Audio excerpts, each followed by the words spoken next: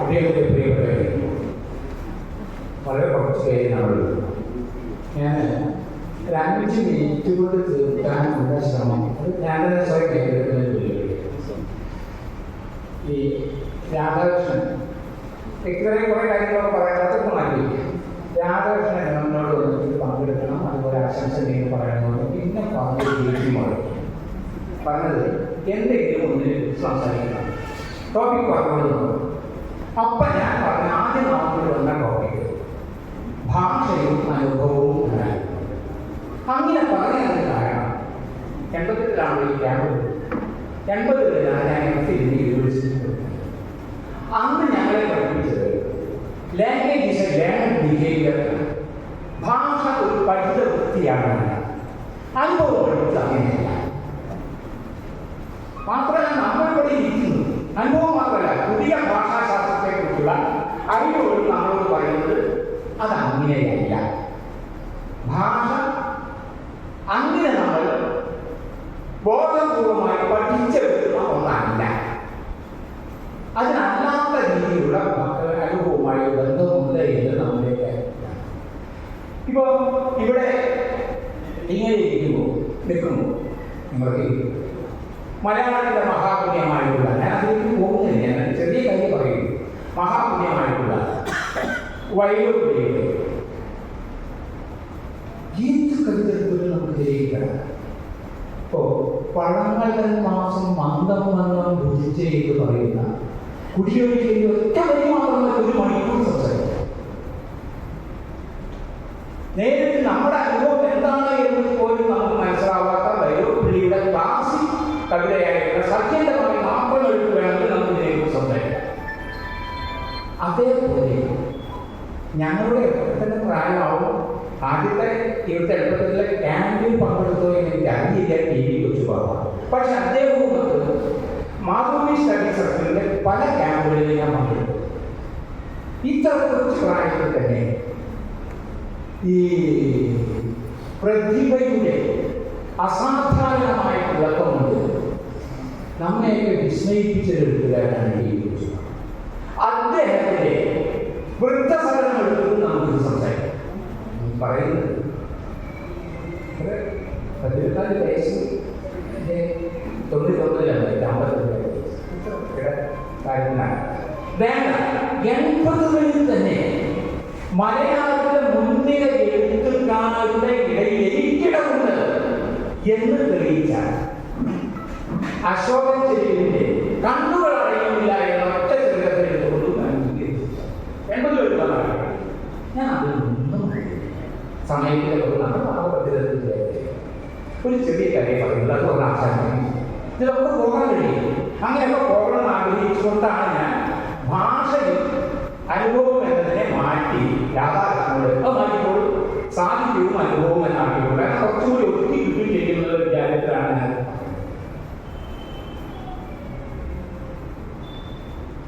പെട്ടെന്ന് കാര്യത്തിലേക്കാണ് ഒരു 2 മിനിറ്റ് അവസരം. ഇപ്പൊ നോക്കൂ, നമ്മളൊക്കെ അടുപ്പറ വരുമ്പോൾ അതെന്താണ് ഭാഷ ഒരു പഠിത വൃത്തിയാണ് എന്നാണ് നമ്മുടെ യൂണിവേഴ്സിറ്റികളിലും കുട്ടികളൊക്കെ 80-90 ഒക്കെ പഠിപ്പിച്ചിരുന്നത് എന്ന് ഓർക്കണം. അപ്പൊ പഠിതവൃത്തി അവർക്ക് എങ്ങനെ പഠിച്ചെടുക്കാൻ അറിയാതാണ് അത് മനസ്സിലാക്കും. ഇപ്പൊ നമ്മളൊക്കെ ഇങ്ങനെ നമ്മളെ കുറിച്ച് കണ്ട നമ്മുടെ കാര്യം 2.5 ലക്ഷം വർഷങ്ങൾ പഴക്കൊണ്ട് നമ്മുടെ ഇതിനെ നമ്മളെ കുറിച്ച് എന്താ പറയാ, സ്പീഷീസ് എന്താ പറയാ, നമ്മളെ കുറിച്ച് ഹോമോ സാപ്പിയൻസ് അല്ലേ? എല്ലാവർക്കും അറിയാം. ഹോമോ എന്നുള്ള വാക്കിനുണ്ടാക്കുന്നത്, ഹോമോ എന്നുള്ള വാക്കിനർത്ഥം അറിയുന്നവരാകുമ്പോൾ ഇരിക്കുന്നവരെല്ലാവരും ഞാൻ എന്തായാലും മാഷായിരുന്നു എന്ന കാര്യം. അതേപോലെ കുട്ടികളെ പഠിപ്പിക്കുന്ന കേരള സർക്കാരിന്റെ കരിക്കുലം കമ്മിറ്റി രാജ്യത്ത് അന്തമായിരുന്നു. അങ്ങനെയൊക്കെ ഇടപെട്ടുള്ളൊരു ഇത് വെച്ചിട്ടാണ് ഞാൻ ഈ ചോദിച്ചത്. ഈ രീതി പ്രസവമാക്കേണ്ടെന്ന് വിചാരിച്ചിട്ടുണ്ട്. ഹോമോ ഹ്യൂമൻ ബീയിങ് ഒന്നിനാണ്. സാപ്പിയൻസ് എന്ന് പറഞ്ഞാൽ ജ്ഞാനി ആയ മനുഷ്യൻ. അപ്പൊ ജ്ഞാനിയായ മനുഷ്യൻ എന്നാണ് ഹോമോ സാപ്പിയൻസ്. നമ്മളല്ലാത്ത രീതിയിൽ ജൈവ ജീവികളായിരിക്കും ബന്ധമുള്ളത്. അന്ന് ലിപിക്കുന്നില്ല. അന്നത്തെ 2 ലക്ഷം വർഷത്തിൽ അന്ന് ഈ സാപ്പിയൻസ് തിരിഞ്ഞിരിക്കുന്നു. ഞാൻ അതിൻ്റെ ഇതിലേക്ക് കുറേ അത് കഴിഞ്ഞ് നമ്മളൊക്കെ നമ്മളെ കുറിച്ച് എന്താ ധരിച്ചിട്ടുള്ളത്? ശരിയുമാണത്. സുന്ദരന്മാരാണ്, സുന്ദരികളാണ്. അതാണ് നമ്മളല്ലാതെ ജീവികളായിട്ട് മാത്രം നോക്കൂ. ഈർക്കിന് പോലെ രണ്ട് കാലുകൾ, വാറനാല് പോലെ രണ്ട് കൈകൾ, ഭൂമി പർപ്പൻഡിക്കുലറാക്കി നടക്കാനുള്ള പാടുകൾ, എന്തൊക്കെ പാടുകൾ അല്ലേ? എങ്ങനെ നമ്മൾ സുന്ദരികളും സുന്ദരന്മാരുമായി മാറിയത്? എങ്ങനെ നമ്മൾ ഹോമോസാപ്പിയൻസ് എന്നതിന് അർഹരായി മാറിയത്? അവിടെയാണ് ഭാഷയും അനുഭവവും തമ്മിലുള്ള ബന്ധം കേൾക്കുന്നത് എന്ന് പറയാനാണ് ഞാൻ ആദ്യത്തെ വരി നോക്കണമെന്ന് അവസാനിപ്പിക്കാൻ പോവുകയാണ്. നമ്മൾ പറയാനുള്ള കാര്യമാണ്. ഇപ്പോൾ അധികം ഈ മേഖലയിൽ മലയാളത്തിൽ പുസ്തകങ്ങൾ എല്ലാ രീതിയിലും കുറേ പുസ്തകങ്ങൾ മനസ്സിലാവുന്നുണ്ടെന്ന് പറയുന്നത് ഈ സാഹിത്യ അക്കാദമി പ്രത്യേക അവാർഡിൽ തന്നെ പരിഗണിച്ച വർഷങ്ങൾക്ക് മുമ്പ് പരിഗണിച്ച ഒരു പുസ്തകത്തിൻ്റെ മാത്രമേ പറയും. പുസ്തകത്തിൽ ഉള്ളടക്കത്തൊന്നുമില്ല, അനുഭവത്തിൽ ബന്ധപ്പെട്ടതല്ല, ഭാഷാശാസ്ത്ര പുസ്തകം. ഡോക്ടർ പി ശ്രീകുമാറിൻ്റെ ആലപ്പുഴക്കാരൻ. അദ്ദേഹം നമ്മുടെ ആന്ധ്രാപ്രദേശിൽ ചിറ്റൂരിലെ കുപ്പം എന്ന് പറയുന്ന സ്ഥലത്തുള്ള ദ്രവിഡിയൻ ലാംഗ്വേജ് യൂണിവേഴ്സിറ്റിയിലെ പ്രൊഫസറായി. അദ്ദേഹത്തിൻ്റെ പുസ്തകം എൻ്റെ അതിൻ്റെ തുടർച്ചയും അതിൻ്റെ പഠനവും വേറെ പിന്നീട് ഉണ്ടാകാത്തതെന്ന് എനിക്കറിയില്ല. ആ പുസ്തകത്തിൻ്റെ പേര് അധ്വാനം, ഭാഷ, വിമോചനം. ആ പുസ്തകത്തിന്റെ പേരേതാണ് അധ്വാനം, ഭാഷ, വിമോചനം. നമ്മുടെ അക്കാദമി സമാനമായ പുസ്തകം പഴയ കാലം ഇവിടെ നോക്കിയിട്ടു ഉണ്ടാവുന്ന അതിന് ഇത്രേ പറയുന്നത്. നാം അധ്വാനത്തിലൂടെയാണ്, അധ്വാനമാണ് ആ ഭാഗം പുസ്തകത്തിൽ പറയുന്നില്ല, വേറെ അന്വേഷിച്ച് പോകേണ്ട നമുക്കറിയാവുന്ന പുസ്തകമായി. അധ്വാനമാണ് വാനരനിൽ നിന്ന് നരനിലേക്കുള്ള പരിവർത്തനത്തിന് പോലും പങ്കുവരും. കാരണം 10 ലിറ്ററായി നടക്കാൻ ശ്രമം ഞാൻ പറഞ്ഞതാവാക്കോ, ഞാൻ അതിലേക്ക് അധ്വാനമാണ് അനിവാര്യമായ സാമൂഹ്യ ജീവിതം നമ്മളെ ഒരു ബാധ്യതയായി, അല്ലെങ്കിൽ നമ്മുടെ ഒരു സൗഭാഗ്യമായ ബാധ്യതയായി മാറ്റി. ഈ സാമൂഹിക കൂട്ടായ്മയുടെ ഈ കൂട്ടായ ജീവിതത്തിന്റെ ഇതിനിടയിൽ എവിടെ അനുഭവം കടന്നു പറയുമ്പോൾ ഈ അധ്വാനത്തിനിടയിലൊക്കെ കടന്നു വന്ന സാധനം കൂട്ടായ ജീവിതത്തിന്റെ ആ പരിണാമത്തിന്റെ അനിവാര്യതയിലാണ് ഈ വിനിമയത്തെ ഭാഷ എന്ന സങ്കേതത്തിലേക്ക് മാറ്റിയത്. എന്നാൽ എന്ന് പറഞ്ഞാൽ നമ്മുടെ കുട്ടികളൊക്കെ ഇപ്പോഴാണ് പഠിക്കുന്നത് എനിക്കറിയില്ല. അത് ദൈവസിദ്ധമാണ് ഭാഷ, അതുപോലെ തന്നെ പ്രകൃതിയിൽ നിന്ന് കിട്ടിയതാണ്, അനുകരണത്തിലൂടെ കിട്ടിയതാണ് ഭാഷ. അല്ല, ഏറ്റവും ഇന്നും തന്നെ വലിയ പ്രതികൂറിച്ച് നമ്മൾ കൊണ്ട് നടത്തുന്ന നോം ചോംസ്കി ഇവിടെ പഠിച്ചിട്ടില്ല, അമേരിക്കൻ. ഇവിടെ കേരളത്തിൽ വന്നിരുന്നു അദ്ദേഹം. പത്ത് വർഷങ്ങൾ മുമ്പ് തിരുവനന്തപുരത്ത് വന്നതായി ഞാൻ പ്രവാർത്തകരോടുണ്ട്. നോം ചോംസ്കി പറയുന്ന നമ്മുടെ ഉള്ളിൽ തന്നെ നമുക്കൊരു യൂണിവേഴ്സൽ ലാംഗ്വേജ്, ഒരു സാർവലൗകിക ഭാഷയുടെ ഘടകത്തോടു കൂടിയാണ് നമ്മളൊക്കെ പഠിക്കുന്നത്. അതുകൊണ്ട് ജൈവസിദ്ധമാണ് ഭാഷ എന്ന് പറയുന്നത്. അതിനെയൊക്കെ അധിവർഷിച്ചുകൊണ്ടും അതിനെ ചിലതിനെ അനുകരണം, അതേപോലെ തന്നെ ദൈവസിദ്ധം എന്നതിനെ നിഷേധിച്ചുകൊണ്ടും നോം ചോംസ്കിയുടെ കുറെ ഭാഗങ്ങളെ അംഗീകരിച്ചും അതിനെ നിഷേധിച്ചുകൊണ്ടും ആണ് പി ശ്രീകുമാറിന്റെ ആ പുസ്തകത്തിൽ നിലപാട് എന്ന് പറയുന്നത്. അത് സാമൂഹ്യ സിദ്ധമാണ്. അപ്പൊ സമൂഹത്തിന്റെ അനുഭവങ്ങളൊക്കെ തന്നെയാണ് ഭാഷയുടെ. അങ്ങനെ ഒരു കുഴപ്പം അനുഭവങ്ങളും ലാവണ്യാക്രമം അനുഭവമല്ലാണ്ടല്ലോ, ലാവണ്യാക്രമമൊക്കെ കണ്ടുവരും. ഈ അനുഭവങ്ങളെ ഓരോ അനുഭവവും പ്രണയം എന്നത് ഒരുപാട് പ്രണയങ്ങളാണ്. പക്ഷെ പ്രണയം എന്നതിന് പ്രണയം എന്ന വാക്ക്, ആ വാക്ക് വന്നു കഴിഞ്ഞാൽ അത്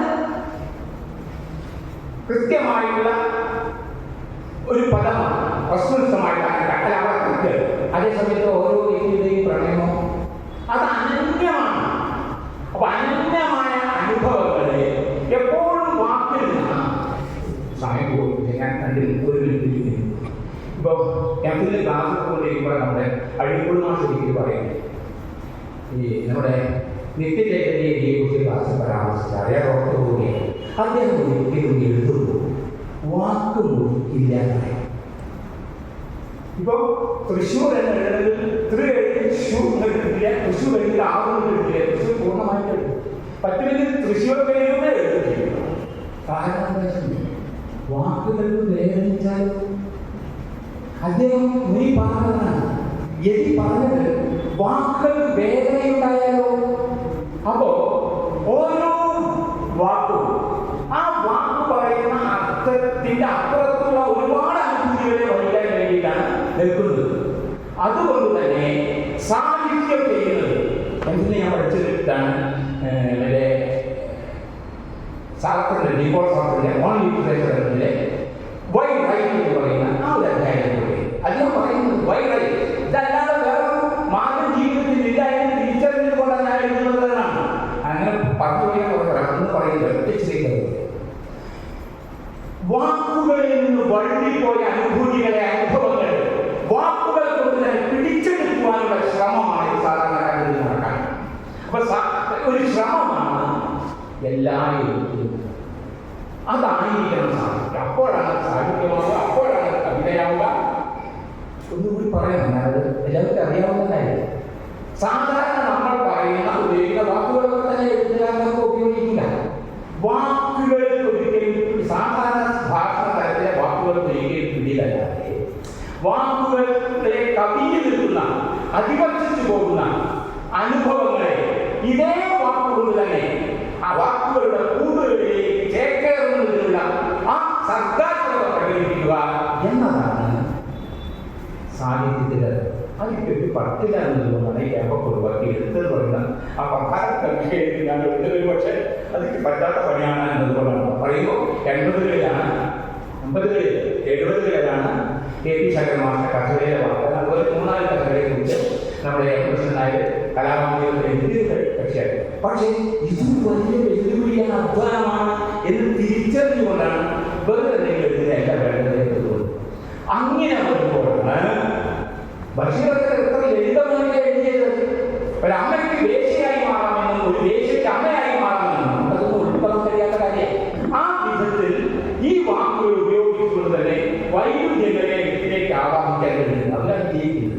അപ്പൊ അനുഭവവും ഭാഷയും തമ്മിലുള്ള ബന്ധത്തിന്റെ കുറെ കൂടി വിനിമയശേഷിയോട് കൂടിയുള്ള പ്രയോഗമാണ് അനുഭവവും സാഹിത്യവും തമ്മിൽ എന്ന് മാത്രമാണ് ഇത് പറഞ്ഞ് അവസാനിപ്പിക്കാൻ. അതുകൊണ്ട് പ്രിയമുള്ളവരെ, നമ്മുടെ ഈ ശരീരം കേവലമായ ശരീരമല്ല, ശൈലിക ശരീരം മാത്രമല്ല, ഭാഷാ ശരീരം കൂടിയാണ് എന്ന് പറഞ്ഞുകൊണ്ട് ഈ ചെറിയ അവസരത്തിൽ നിങ്ങളുടെ മുമ്പിൽ വന്ന് നിൽക്കാൻ വേണ്ടിയ അവസരത്തിന് എല്ലാവിധ സ്നേഹവും പ്രകടിപ്പിച്ചുകൊണ്ട് ഈ സമയം ഇനിയും പുതിയ എഴുത്തുകാരെയും പുതിയ രീതികളെ മുന്നോട്ട് പോകാൻ കഴിയട്ടെ എന്ന് ആഗ്രഹിച്ചുകൊണ്ട്, ആത്മാർത്ഥമായി ആഗ്രഹിച്ചുകൊണ്ട് കുറിച്ചു